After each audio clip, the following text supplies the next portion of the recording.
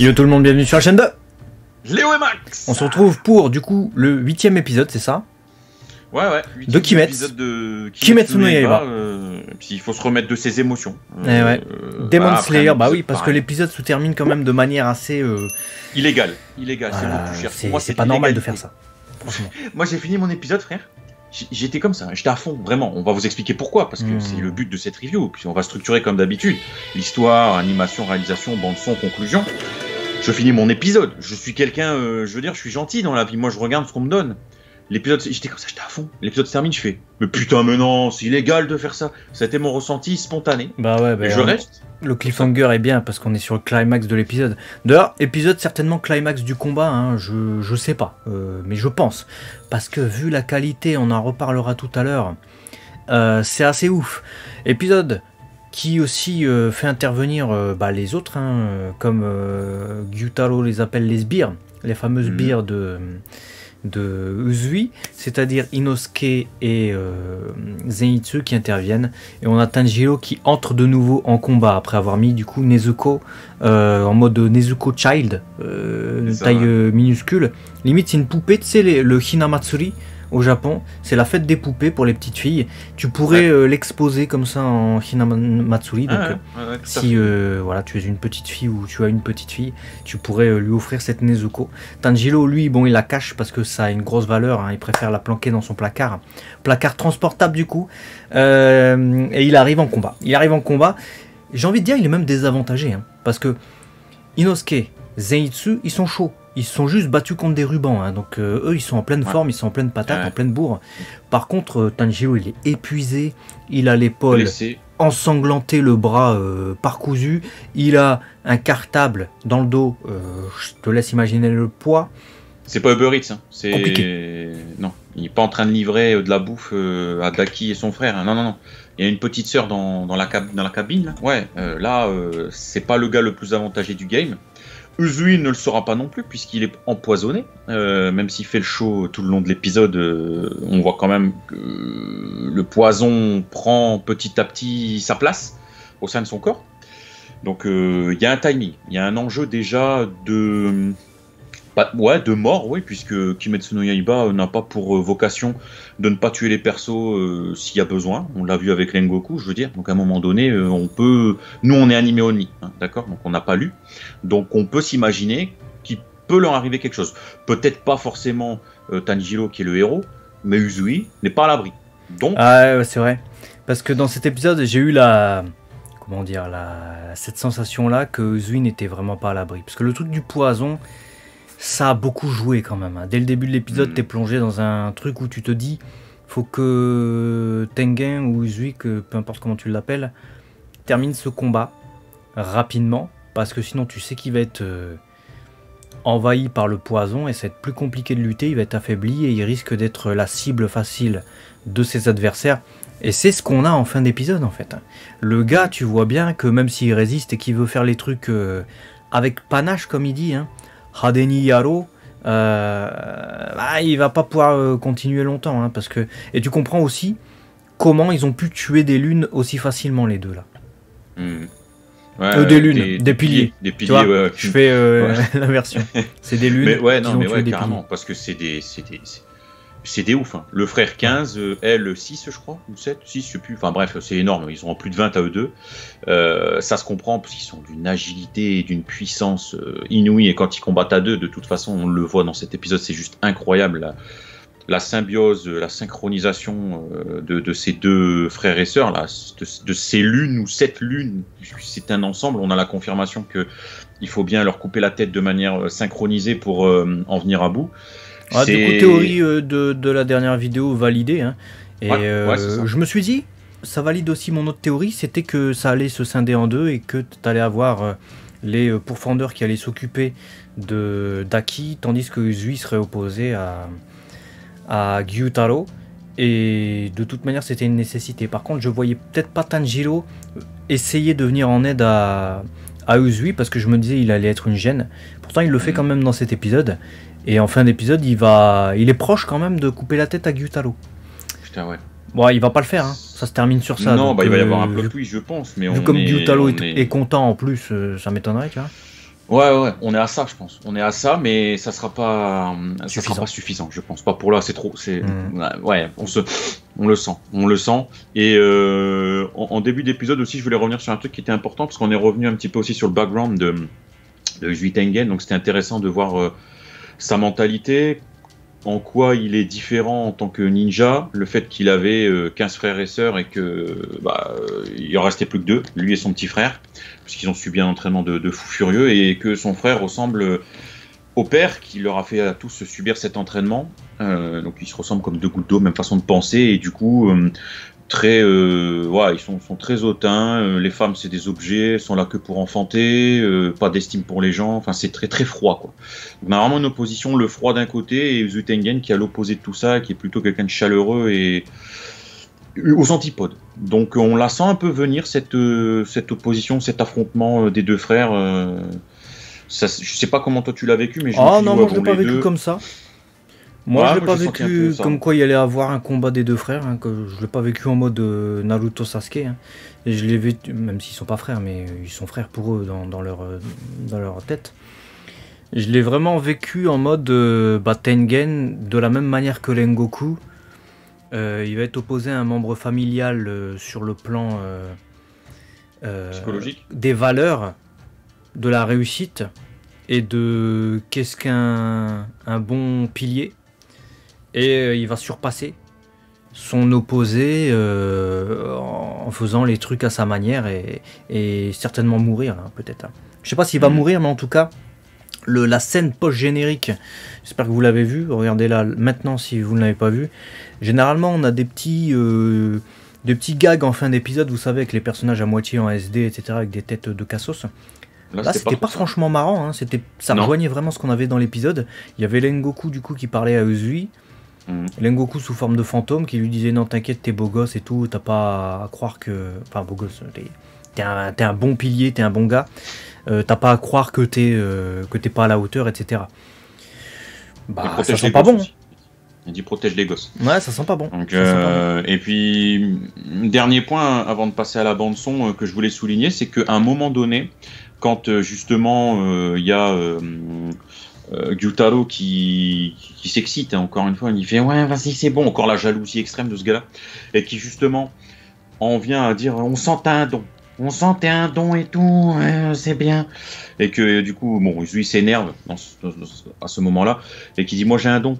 Et bref, vous avez vu l'épisode, et surtout il y a un moment donné qui dit tu me dis ça à moi alors que j'ai sué ma race, et il existe des gars et des piliers. Et là, on en voit 2, je sais plus les noms, j'ai pas la mémoire des noms. Donc si toi tu les as, tant mieux. Là, le moine bouddhiste et puis l'autre là avec Hyuga Neji là, mais avec les cheveux noirs.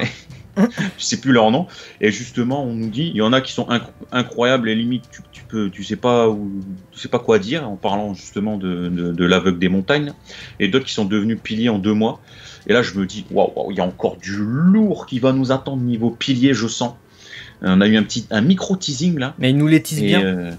Ouais. Parce que c'est lancé par Gyutaro en mode justement jalousie, en mode envieux. D'ailleurs, il y a un commentaire qui m'a fait marrer sous la dernière vidéo. C'était il doit venir de Twitter, Gyutaro tellement il est tellement il est envieux comme ça.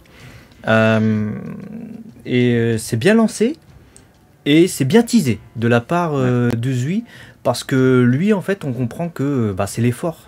C'est aussi l'apologie de l'effort, quelque part, et qui va être opposé à des génies naturels qu'on verra plus tard. Donc, en fait, on utilise des génies naturels tout en faisant l'apologie de l'effort qu'on va nous démontrer à travers cet épisode qui est ouf. Voilà.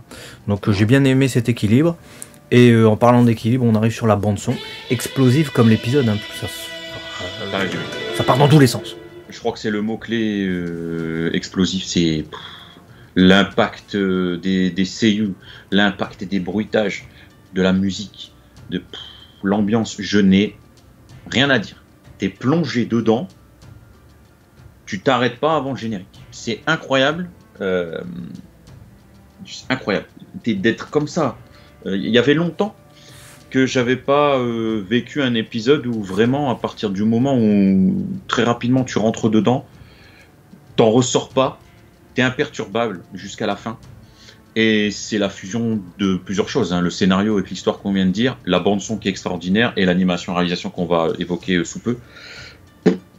Incroyable. Ouais, mention spéciale aussi à la voix de Zenitsu. Donc c'est Shimono. Ah ouais. Vous le connaissez très certainement pour d'autres rôles, hein, notamment Dabi dans My Hero Academia qu'on review, notamment Koni dans Shingeki no Kyojin qu'on review aussi. Et là, bah du coup, vu qu'il parle sur un autre ton beaucoup plus sérieux quand il est endormi, il a la voix de Koni, tu vois. Il est plus calme, etc., plus déterminé. Et c'était génial parce qu'il a fait rêver dans cet épisode aussi, ce gars. Ah ouais, c'était incroyable. En fait, il a tellement fait rêver qu'à un moment donné, je me suis dit bon, Uzui, on sait, c'est un pilier, c'est un ouf. Tanjiro nous a déjà montré ce qu'il savait faire. On sait qu'il y a un potentiel endormi qui ne demande qu'à s'éveiller, et on sait que c'est celui qui, à terme, va peut-être faire partie de ceux qui nous feront le plus rêver. On le sait, c'est le héros. Zenitsu, on sait que c'est un niqué. Son pouvoir, quand il dort, etc. Mais il y a toujours ce 90-10 en répartition. 90% c'est le cassos, machin, blabla, il fait ses conneries. Et quand il dort, le peu de temps qu'il dort, tu sais qu'il fait des trucs de folie. Et du coup, nous reste Inosuke. Et je l'ai trouvé un petit peu en dessous. Et du coup, en mode un peu en dessous. Mais j'ai tellement hâte que lui aussi nous fasse un truc de ouf. En fait, je sais pas, je l'ai vraiment vécu comme ça, en fait. Et j'attends parce qu'il va forcément nous faire rêver aussi, Inosuke. Mais comme il est plus sauvage, j'attends de voir un petit peu ce que ça va donner. Bah, il fonce dans le temps, en fait, Inosuke. Mais Inosuke, du coup, il a pas l'air désavantagé, je trouve. Hein. Parce que tu vois Tanjiro, tu vois Zenitsu qui font des folies, ils sont extrêmes. Et Inosuke, il se marre et tout. Il est tellement fonce dans le tas, tête brûlée, j'ai envie de dire, qu'il pourrait justement se cramer les ailes, mais pas du tout. Tu vois. Donc quelque part, tu vois aussi son niveau, gars. Mais j'ai l'impression de ressentir que là, dans ce qu'on voit, attention, pas dans ce qu'il est, mais dans ce qu'on voit, qui pourrait être en dessous d'une vitesse de Zenitsu, d'une force colossale de Tanjiro, etc. Où j'aurais envie à un moment donné qu'il nous dévoile peut-être une force bestiale, tu vois, vraiment en mode, je sais pas moi, le gars il se met à s'énerver, il attrape une lune et il la déchiquette en 80 morceaux, tellement il fait une technique qui dure 3 minutes, mais tu sais, c'est comme les combos qui n'en finissent jamais dans certains jeux de combat. Bah le gars il nous fait ça, mais... il va peut-être le faire dans le prochain épisode. Hein. Ouais, peut-être. Genre un clavier tu vois, le clavier d'ordinateur, bah il nous fait des petits morceaux comme ça, tellement il s'énerve en mode je suis une bête, quoi, tu vois. On verra. On peut passer, si tu veux bien, à la réalisation animation. C'était un épisode fantastique. Je vais vous livrer les noms maintenant parce que je vais pas les retenir sans ces temps. Il y avait Kazuhiro Miwa et Masayuki Kunihiro qui ont été dévoilés. Hein. Vous pouvez retrouver leur animation notamment sur Sakuga Boru, qui est un site qui répertorie les animations, donc sous forme de gif ou de vidéo, donc c'est pratique. Qui ont participé aux meilleures scènes de combat. Il n'y avait pas que, parce que toute la scène de combat, alors avec le pouvoir sanguinaire, donc le Kekkijutsu, je crois que ça s'appelle comme ça, de Gyutaro versus, comment il s'appelle, Uzui, dans la maison, là. J'ai cru que j'étais dans un film.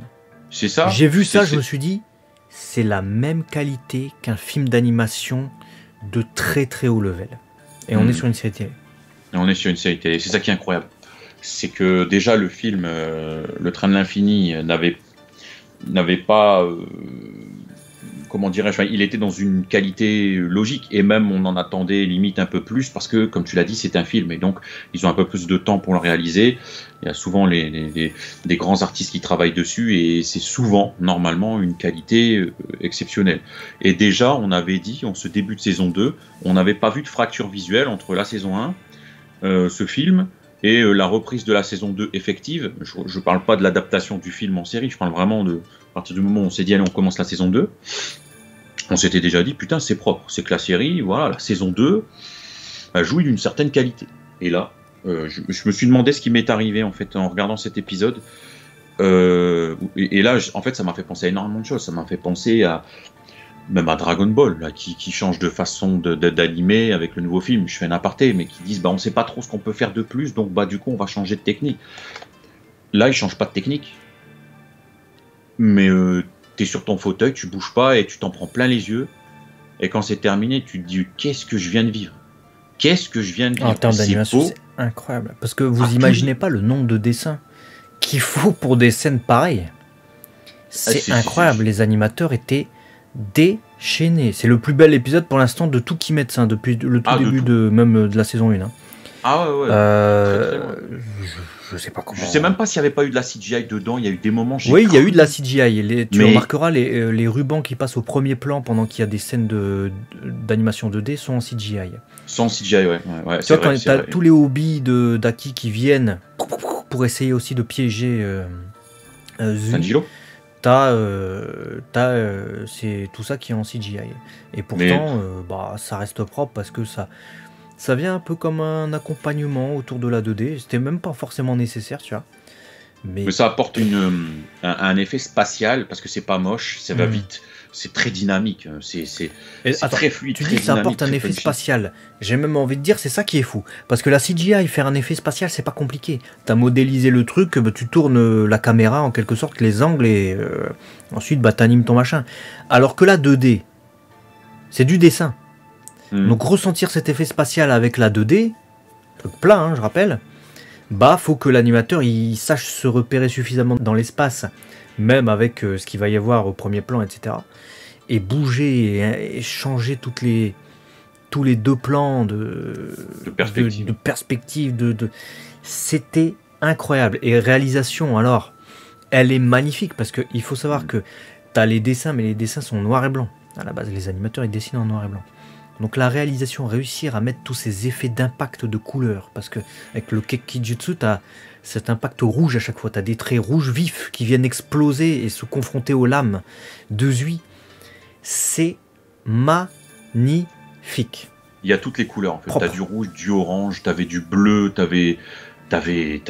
c'était incroyable. J'en reste sans voix, c'est le plus bel épisode, tu l'as dit, de Shingeki. De Shingeki, ouais, alors je sais que c'est à la hauteur des épisodes des premières saisons de Shingeki, et c'est peut-être parmi les plus beaux épisodes de beaucoup de séries confondues que j'ai pu voir. J'ai pas dit que c'était le meilleur, j'ai dit que ça fait partie des plus beaux épisodes, un condensé de 20 minutes aussi intense et aussi beau. Waouh, j'ai juste envie de dire bravo aux animateurs et pour ce travail. Ça a toujours été très beau, mais ça ne cesse de se dépasser. Je sais pas jusqu'où ils vont arriver, mais c'est un truc de malade. Ce qui nous permet d'arriver à cette conclusion que c'est un épisode de ouf. En plus de ça, on a les deux là qui s'éveillent. Hein. Donc Daki éveillée, c'est-à-dire qu'on croyait qu'elle était déjà au max avec ses cheveux blancs là et tout. Non, elle te sort le troisième œil, ce qui du coup fait le lien dans ma tête nécessairement avec Pudding, puisque sa CU c'est la même. Sawashiro Miyuki, vous avez là, c'est eu quand même assez célèbre. Jusqu'où ça va aller? Parce que là, ils sont super éveillés, super balèzes les deux. Va falloir se surpasser pour les vaincre.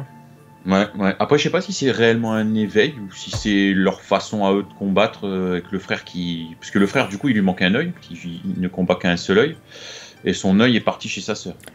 Le troisième œil en japonais. Au Japon, dans la culture japonaise, c'est le symbole de l'éveil. Dans la culture même asiatique, avec les religions et tout ça. Mais là, c'est d'ailleurs certainement dans la culture, dans la religion bouddhiste et tout ça. T'as le point sur le front, le troisième œil, c'est l'éveil. Donc c'est clairement un éveil, d'autant plus que tu les vois combattre en même temps et parler avec des voix coordonnées en simultané. Donc c'est véritablement un éveil. Donc elle s'éveille dans cet épisode d'Aki. Et tu la vois, elle est beaucoup plus balèze que ce qu'on a vu précédemment encore.